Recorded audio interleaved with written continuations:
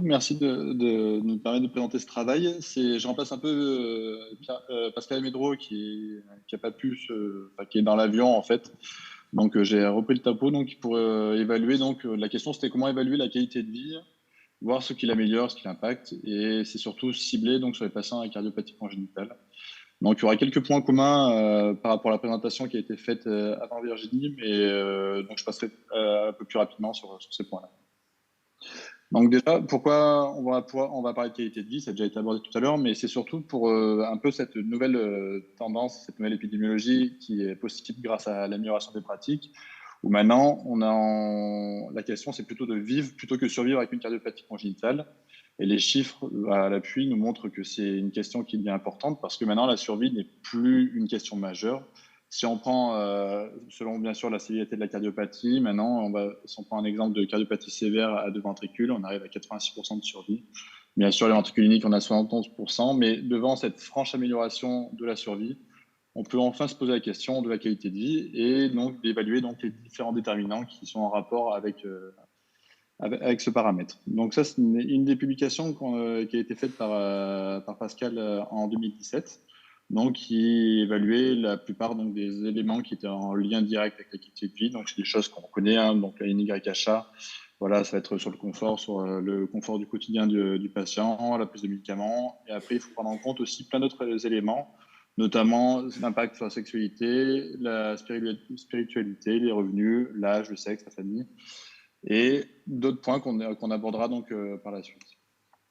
Donc, cette qualité de vie, donc l'amélioration de la survie, va nous permettre, on va pouvoir donc s'intéresser à des outcomes qui sont rapportés directement par le patient. Et tout ça, surtout en changeant de dogme, en essayant de sortir un peu des anciennes croyances où on avait donc un enfant qui a été opéré d'une cardiopathie congénitale et qu'on limitait ou qu'on n'incitait pas spécialement à reprendre une vie normale, de faire du sport, ainsi de suite. Donc il y a toute une thématique de recherche qui s'est lancée là-dessus et qui évalue donc notamment donc, le neurodéveloppement, le sport, l'activité physique, la qualité de vie et également donc l'autonomie, la scolarité, les études et l'emploi.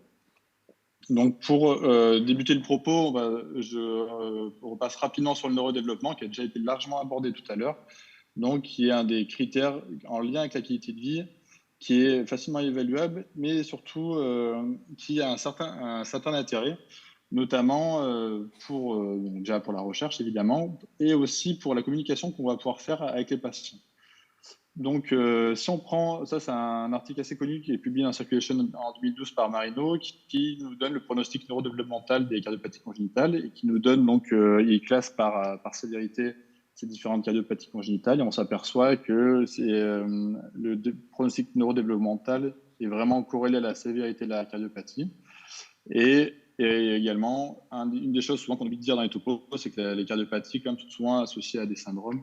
Et évidemment, ça a également un impact sur ce neurodéveloppement. Mais quoi qu'il en soit, ce qui est intéressant, et c'est quelque chose qu'on a réussi à apporter dans notre centre à Montpellier, c'est que c'est surtout les patients à risque identifiés grâce à ces larges cohortes et qu'on a mis dans les réseaux de soins qui sont, comme a été évoqué tout à l'heure, qui ressemblent beaucoup donc, au réseau de néonataux, où on met donc les enfants qui ont une chirurgie cardiaque dans les 3 premiers mois de vie, les cardiopathies cyanogènes, ceux qui ont une assistance circulatoire, les transplantés cardiaques, ceux qui ont eu un ACR avec une réanimation, une hospite post-opératoire prolongée, des convulsions et les troubles du développement qui évidemment auraient été identifiés. Pour illustrer tout ça, je vais prendre un exemple donc, de l'hypo-VG, qui est donc une cardiopathie qu'on connaît tous, mais qui est quand même considérée quasiment comme une des cardiopathies congénitales les plus graves, et avec 3 options de prise en charge qui sont importantes, et notamment grâce à des questions et à des résultats sur le neurodéveloppement qu'on va pouvoir transmettre aux patients, vont peut-être influencer cette prise en charge. Donc à savoir qu'on peut bien sûr, donc, les parents peuvent demander une interruption médicale de grossesse lors de ce diagnostic de cardiopathie. Il est également possible, et ça se fait, bon, pas souvent, mais ça se fait en tout cas, des accompagnements palliatifs à la naissance, ou le programme du Norwood, qui est donc relativement complexe, mais qui quand même, aujourd'hui, on arrive à quasiment à 85% de survie à 30 ans. Et donc, c'est souvent les questions qui sont posées par les parents, notamment grâce au diagnostic anténatal de cardiopathie congénitale, où on atteint quasiment 95-97% du diagnostic anténatal pour une cardiopathie aussi grave. C'est qu'est-ce qui va devenir, enfin, comment va être mon enfant. Et donc, ces études nous donnent à peu près un aperçu et ça donne un message un petit peu plus clair aux parents, notamment qu'un enfant sur deux vont présenter une altération dans au moins un des domaines suivants. Donc, on va avoir la communication, la motricité fine, globale, les résolutions de problèmes, les interactions sociales et personnelles. Et on s'aperçoit que quand même, on a un enfant sur trois qui va présenter des anomalies du comportement. Euh, et donc, des comportements à risque, et il y en a quand même 22% qui ont un comportement franchement normal.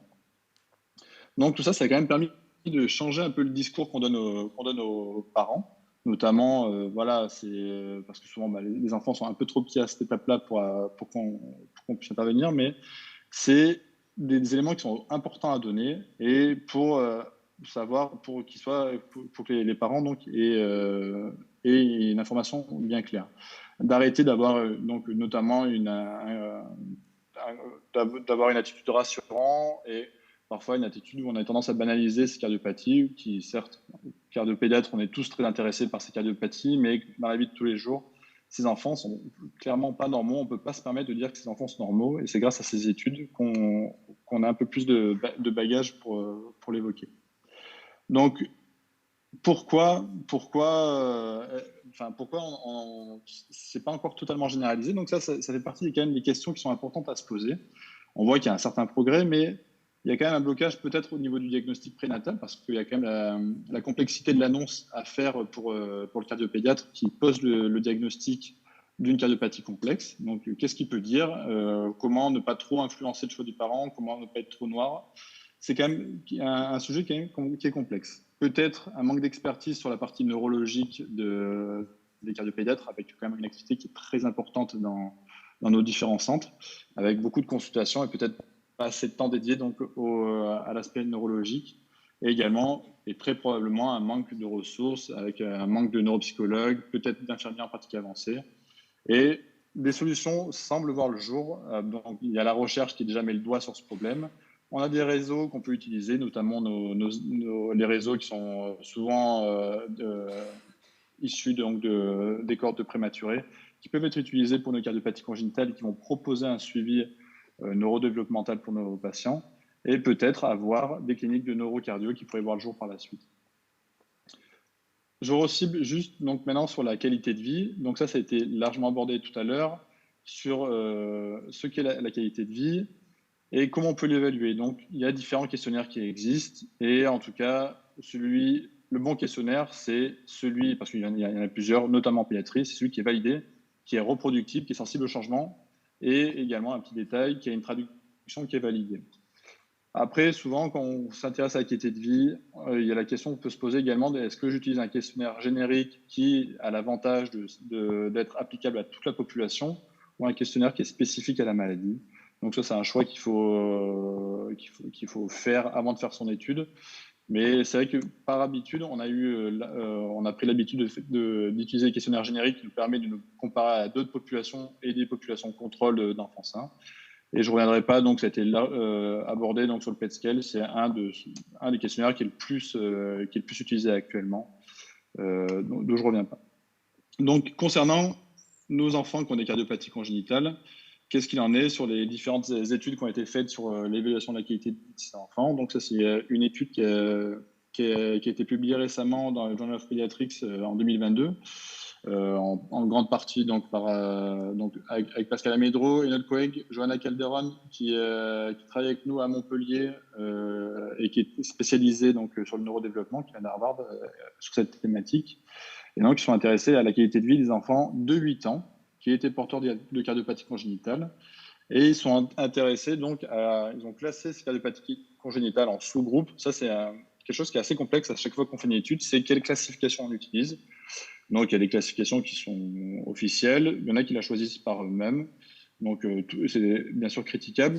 Celle-ci, elle s'intéresse vraiment plutôt au déroulé, on va dire, de l'enfant. Et ils ont classé ça en cinq catégories, avec l'enfant qui a un suivi en externe, un enfant qui a été opéré, mais avant 3 ans, celui qui a été opéré, donc et réparé correctement après 3 ans, un peu plus tard, et celui qui a une réparation palliative. Et en groupe de référence, ils ont utilisé des cardiopathie de type, on va dire, une petite CIV ou une petite CA avec une résolution spontanée qui servait de groupe de référence.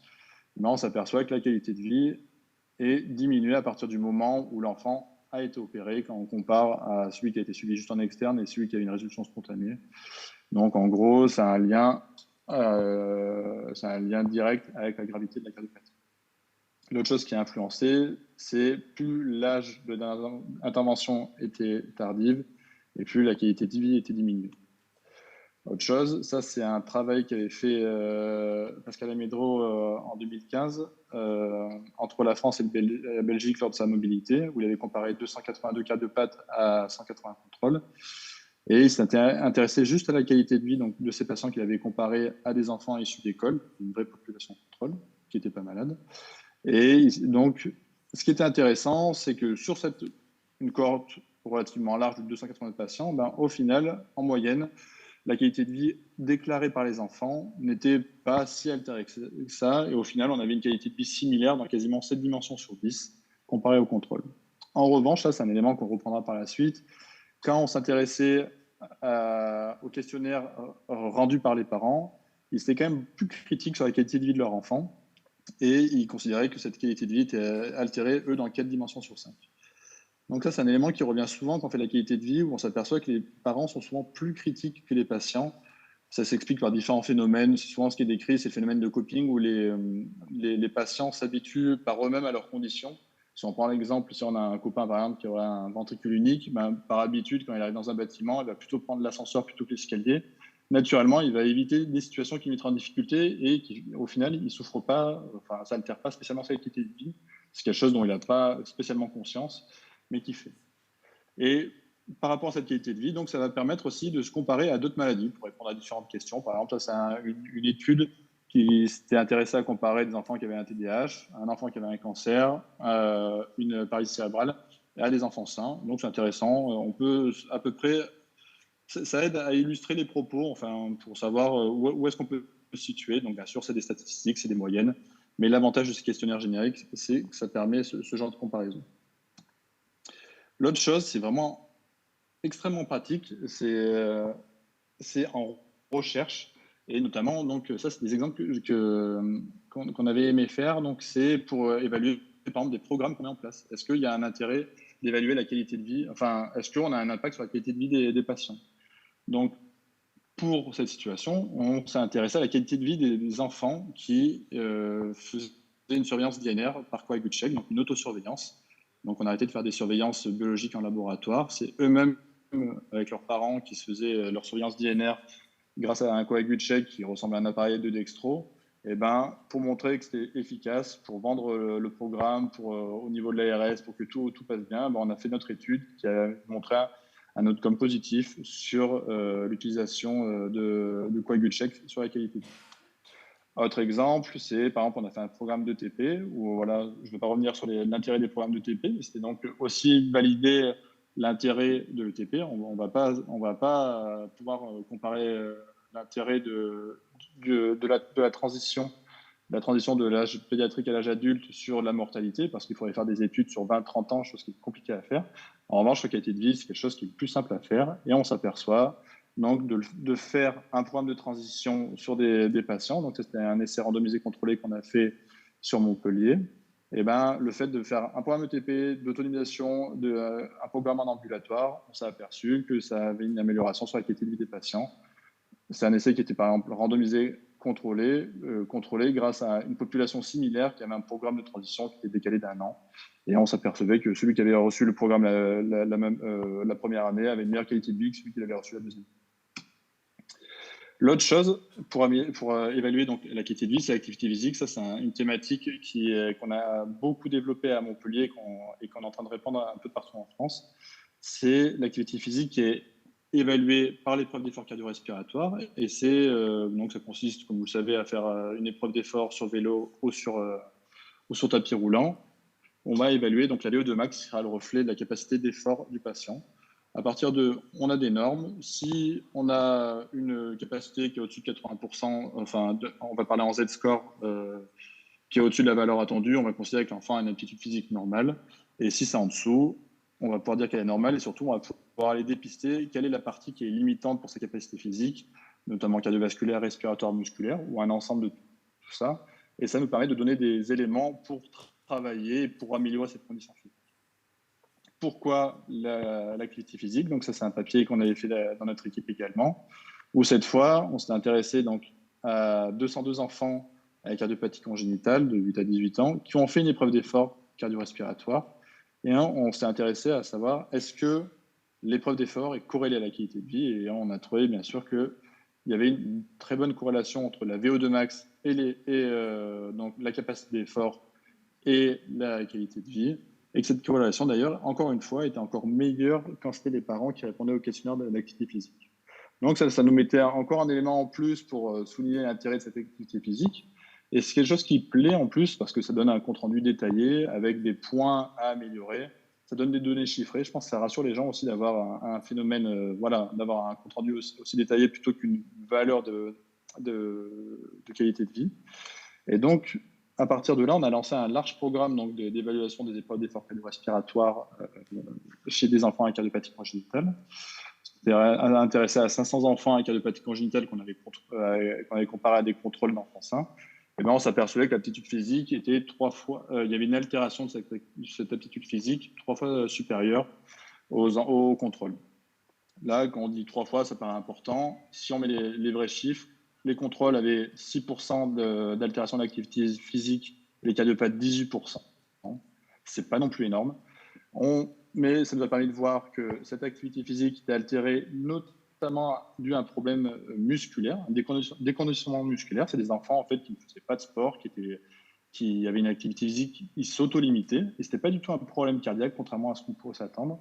Et que cette altération était corrélée à la gravité de la cardiopathie congénitale. Notamment, si on prend différents exemples, si on compare une sténose de la valve pulmonaire, en moyenne, ils avaient des valeurs de VO2 à 100%, donc ils étaient considérés comme normaux. Si on regardait les anomalies complexes de la voie droite, type Fallot, abso, ben on était plutôt sur du 90% par rapport au contrôle. Les CAV, on était sur du 87%, et les VI, on était à 76%. Donc au final, c'est pas si mal. On était sur des valeurs qui étaient assez correctes.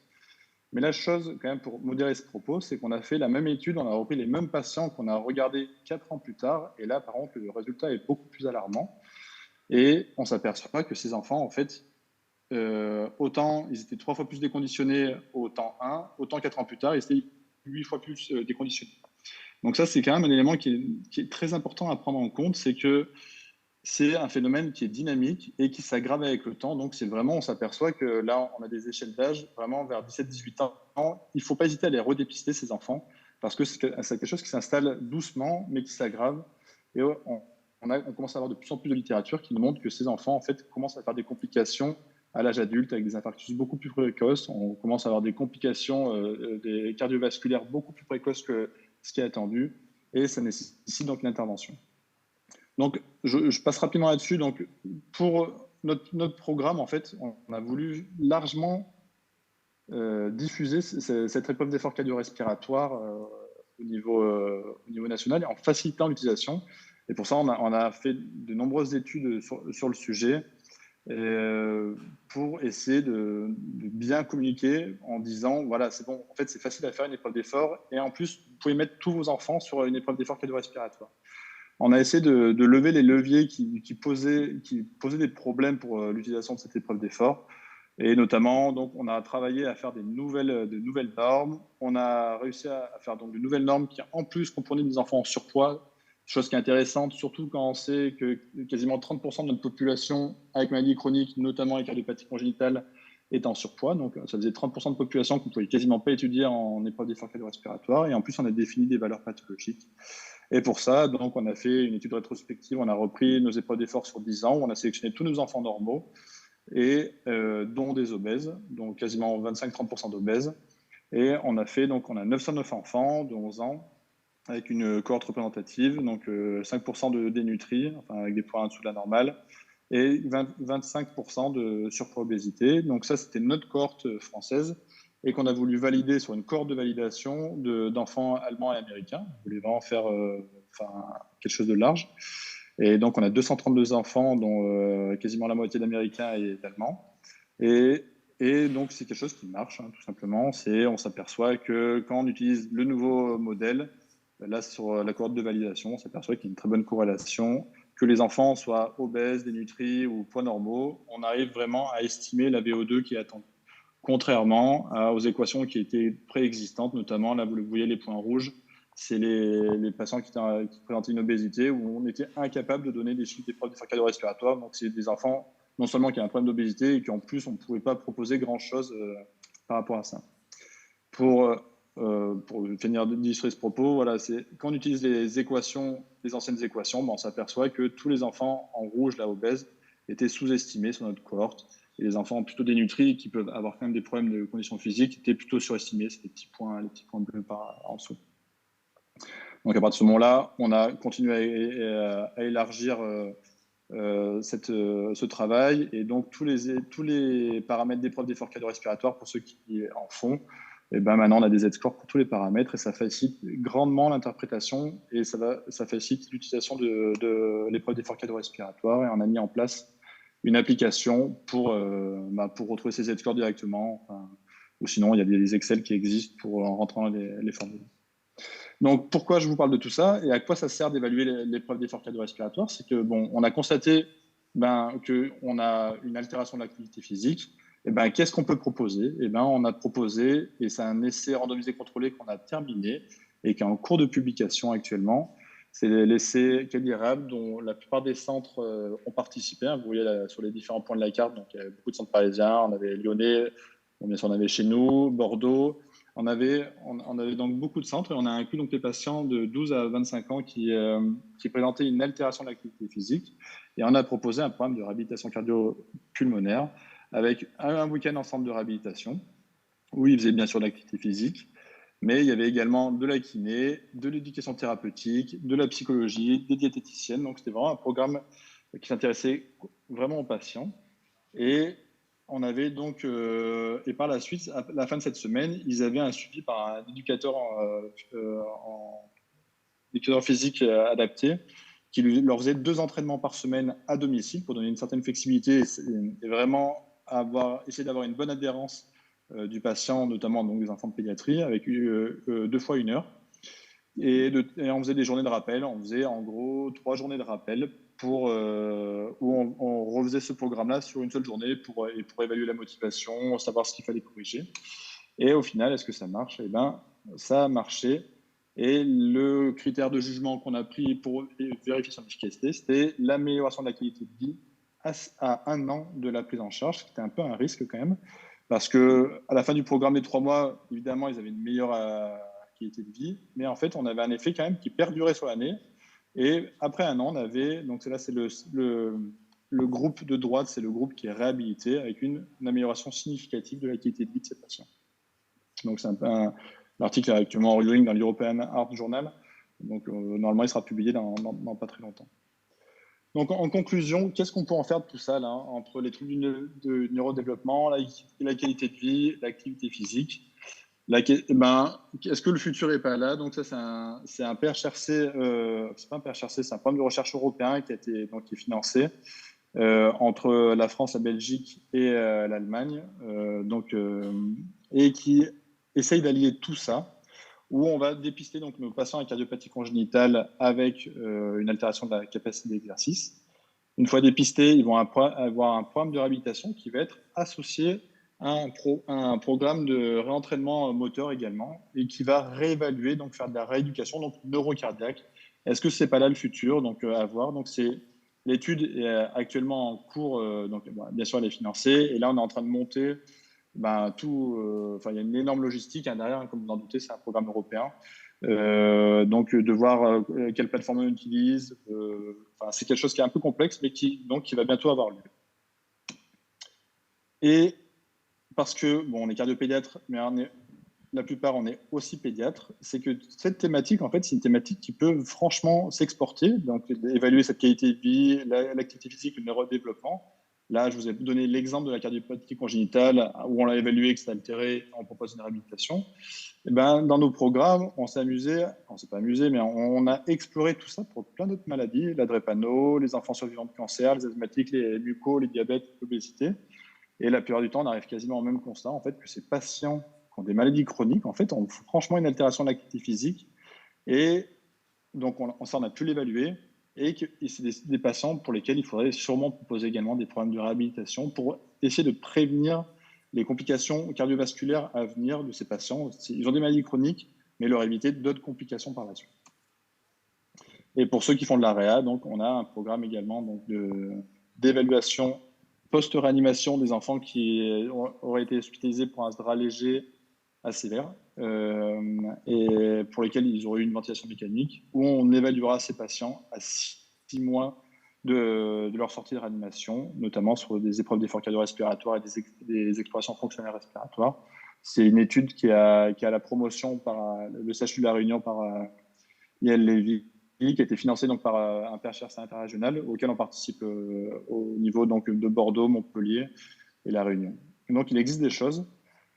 Et après, donc tout ça, c'est de la recherche. On est dans un congrès d'ECMO et c'est vrai que c'est des questions, voilà, c'est beaucoup de statistiques. Mais après, qu'est-ce que c'est que la qualité de vie? Et c'est vrai que dans le quotidien, je voulais juste finir par cet exemple. C'est un exemple qu'on a en commun donc entre Montpellier et Bordeaux. Un exemple qui nous a, je pense, tous touchés. On a eu donc une enfant qui a présenté un arrêt cardio-respiratoire sur un tableau de myocardite à grippe. Et donc qui a eu une ECMO véno-artérielle qui était posée en urgence à Montpellier. Et nous, on ne peut pas les garder sur le long cours, ces ECMO. Et cet enfant a été transféré à Bordeaux dans un état quand même extrêmement inquiétant. Comme vous voyez, elle a eu des aponeurotomies de décharge des deux membres inférieurs. Elle est arrivée vivante. Voilà, on a fait notre transport en jet. On était tous très contents d'avoir réussi. On a passé, voilà, c'est des choses que je pense qu'on aime tous faire. On est très contents. Et après, le soir, quand même, quand on se couche, on se demande quand même, est-ce que c'est bien vraiment ce qu'on a fait, enfin voilà, d'avoir transporté une enfant comme ça dans cet état-là. Bon, finalement, on prend son temps, on digère. Finalement, la patiente évolue bien à Bordeaux, elle est décannulée. Il nous la retransfère et elle est adressée donc à notre centre de réhabilitation qui touche Montpellier, l'Institut Saint-Pierre qui est à Palavas-les-Flots. Pour vous donner une image de à quoi ça ressemble l'Institut Saint-Pierre, c'est ça, c'est plutôt sympa. Et finalement, cette enfant, elle passe 6 mois dans cet institut. Elle fait beaucoup de réhab, beaucoup, beaucoup, beaucoup. Et 6 mois plus tard, elle est là. Voilà. Donc, c'est une enfant qui est déjà elle est vivante. Certains verront, quand on en discute, voilà, elle a une prothèse de jambe. On peut se poser la question, mais finalement, moi, voilà, c'est une patiente auquel je me suis beaucoup attaché, la famille, la maman a fait un transfert avec nous. Mais c'est surtout ça qu'on peut retenir, c'est une enfant et on peut s'en assurer. Enfin voilà, je le sais, elle a une bonne qualité de vie. Et c'est aussi, je voulais souligner aussi les acteurs, souvent qu'on met un peu de côté, c'est cette famille. Il y a quelque chose sur lequel on a du mal à influencer. Hein. C'est vrai qu'avoir des parents voilà, aussi présents, qui mettent autant de... Enfin, ils ont tout donné pour cet enfant. Ils s'en occupent tous les jours. Et là, c'est vrai que c'est des éléments sur lesquels on n'a pas la main, mais qu'il faut savoir prendre en compte. Et qui, aujourd'hui, cet enfant, je peux vous l'assurer, elle a une excellente qualité de vie. Voilà, je vous remercie de votre attention.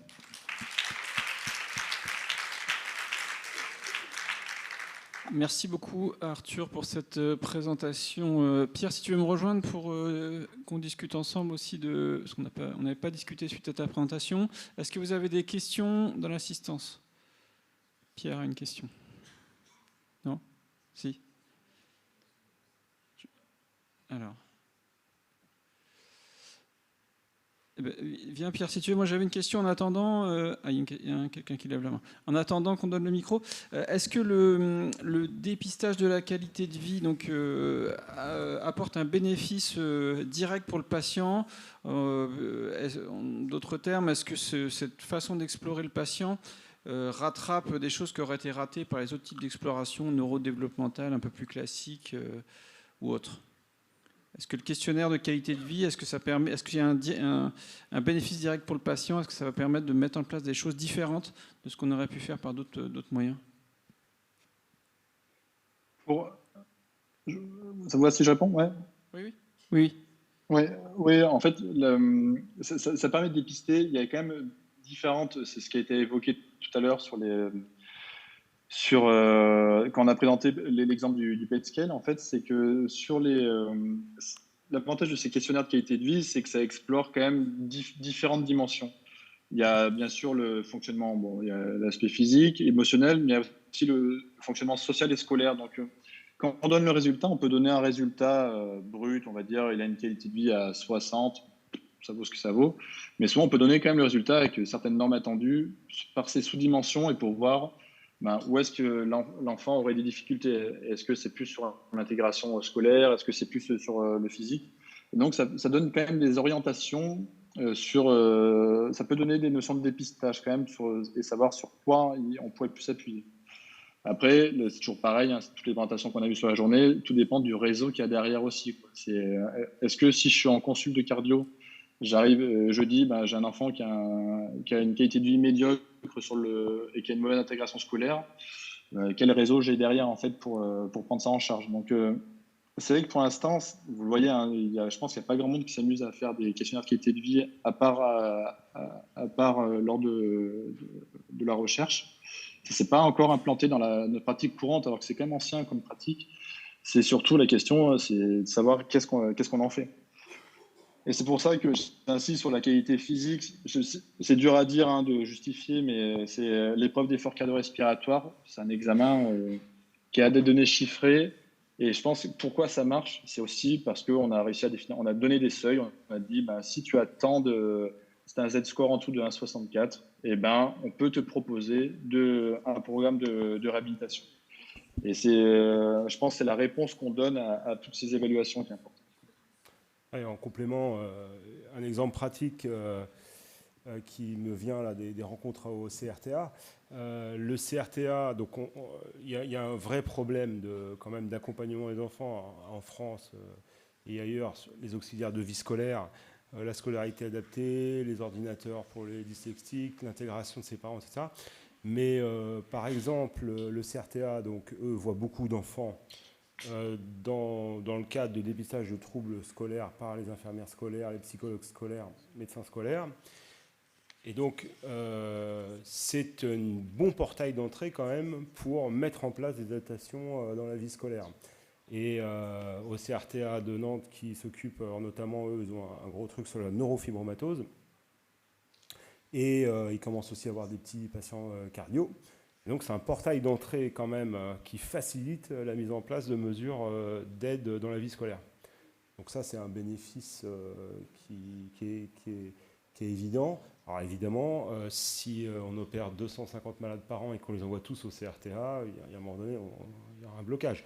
Mais si, et là les études qui sont faites screenent bien les patients et que ces patients qui n'ont pas le soutien familial sont adressés au bon endroit, bah, je pense qu'on est capable, et ça avait été montré d'ailleurs par les études, Arthur, tu dois connaître, de la neurocardioclinique là, de Sainte-Justine, c'est des sphères quand même de déficience qui sont intéressantes à dépister parce que c'est des sphères qui sont sensibles quand même à l'environnement familial et scolaire. C'est-à-dire que des enfants qui n'ont pas la chance d'être dans des environnements très stimulants vont pouvoir être rattrapés grâce à ce genre de programme. Exactement. Donc c'est intéressant quand même. Merci Pierre beaucoup. Il y avait une question. Après, ouais, merci pour ces deux topos hyper intéressants. On est aussi des convaincus du suivi. On a la chance sur Toulouse, comme tu l'as dit Pierre, on a un très très haut réseau de périnatalité et on a surfé là-dessus pour y inclure tous les cardiopathes et les ECMO. Là maintenant avec le projet Cocon, ça permet encore d'élargir le suivi aux enfants de moins de 2 ans et de rattraper justement tous ces enfants-là. Après, la grosse difficulté qui est, tu as tout dit, hein, c'est une fois qu'on a dépisté, c'est la mise en place des aides, trouver des réseaux où il y a de la rééducation, trouver des orthophonistes, des psychomotes. C'est vrai que les listes d'attente sont compliquées. Alors c'est vrai qu'on a des portes d'entrée par les CAMS, les CMPP qui permettent de pallier à tout ça. Mais là où on doit encore travailler, je pense, c'est faire du progrès. Hein, et Arthur, les photos de la fin en témoignent. Hein, c'est la structure familiale. Et c'est vrai qu'on a un gros gap entre, comme la famille que tu as décrit tout à l'heure, Pierre, structurée, qui va être dans un hyperdynamisme très stimulante, et qui va être volontaire dans le soin et dans la réhabilitation pour optimiser la qualité de vie. Et puis on a toute cette population aussi qui est plus précaire, avec des difficultés d'accès aux soins, de compréhension du soin. Et il y a un vrai boulot là-dessus. Et je pense que nous, ce qu'on a remarqué sur la qualité de vie, elle commence, là je parle en tant que réanimateur, dès la prise en charge en réanimation, avec la présence au maximum des parents, même sur les situations de réanimation intensive, de les accompagner tout au long de la réa, parce que c'est eux qui vont aussi protéger et connaître le vécu de leurs enfants en réanimation et pouvoir les porter là-dessus. Quand ils ne sont pas témoins de ce qui se passe chez nous, c'est plus difficile. Et une question pour Arthur. Donc, il y a des programmes de réhabilitation pour les patients. Est-ce que vous faites des programmes de réhabilitation pour les médecins? Parce que je pense qu'il y a aussi les médecins sont responsables de ce frein. Il a une cardiopathie, pas trop de sport. Alors on en revient, mais est-ce qu'il y a des programmes là-dessus qui se mettent en place? Alors, ça dépend. Après, donc, c'est vrai que tout dépend de ce que tu appelles. C'est qu'il y a tout le travail de publication. On s'est vraiment attaché à publier. On publie énormément sur ce sujet, sur cette thématique. Et surtout, on commence à beaucoup communiquer sur le sujet. Donc, il y a les congrès, évidemment. C'est des thématiques qu'on a introduites, par exemple, dans la FST de cardiopathie congénitale. C'est des thématiques qu'on a introduites dans le DU. Enfin, maintenant, ils sont reliés les deux, mais dans le DU, et on communique de plus en plus, on est de plus en plus sollicité dans les écoles de formation. Donc, c'est quelque chose qu'on veut. Et on sent que que le langage change un peu. Maintenant, avec les collègues, parfois, quand ils demandent des nouvelles, alors il y a souvent un biais parce qu'ils savent qu'on s'y intéresse. Moi, je passe mon HDR la semaine prochaine sur cette thématique. Voilà, il y a un biais, peut-être une demande, mais voilà, quelle est sa VO? On voit que cette thématique est importante, et même, on commence à avoir beaucoup de demandes pour de la réhabilitation cardio-pulmonaire. Et c'est aussi quelque chose auquel, on s'intéresse à la cardiopathie, mais c'est vraiment quelque chose qu'on arrive à répandre, et on voit qu'on a une écoute même au niveau des pédiatres. Là, on est en train de monter un programme pour les survivants du cancer, par exemple. Il y a une écoute, et les gens commencent à être sensibles à cette prise de risque, et on commence à avoir notamment des articles, des très beaux articles, qui sortent sur le risque cardiovasculaire futur de ces patients. Et on s'aperçoit qu'il y a des patients vraiment à risque, et à 30 ans, ils font leur premier infarctus. On les a soignés d'une leucémie, on les a soignés d'une coarctation. Un infarctus à 30 ans. Est-ce qu'on peut être satisfait de ça aujourd'hui? Je ne suis pas sûr. Et on commence à avoir du bagage quand même pour mieux communiquer sur ce sujet. Et après, par rapport à la question là, qui a été évoquée de comment les prendre en charge, je fais un petit écart, c'est qu'on s'est intéressé aux mucoviscidoses il n'y a pas longtemps, qui est une maladie grave, et qui, eux, ont de l'argent, qui ont des CRCM avec des prises en charge très actives de ces patients, très précocement. La surprise, c'est que notre étude, qui concerne une population avant le traitement miracle, ils ont une qualité de vie et également des épreuves d'effort complètement normales. Donc, ça prouve que quand on a un réseau de soins bien structuré, avec de l'argent, il y a quand même des choses à faire, quoi. Donc, c'est des choses peut-être à réfléchir. Mais... Merci beaucoup. Je pense qu'on va être obligé de clore cette discussion.